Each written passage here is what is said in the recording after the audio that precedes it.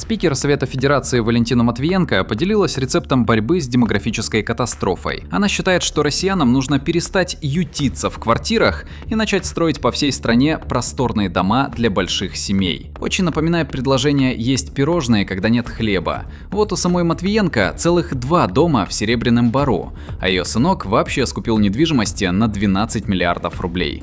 Ну и пусть все граждане делают так же. А как к ее мудрым советам отнесутся, например, в Башкортостане?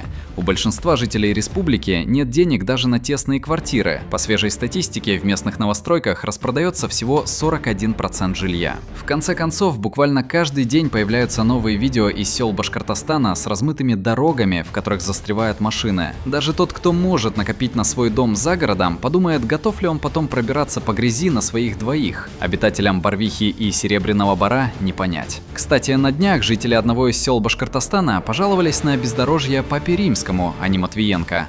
Видимо, на него и то надежды больше.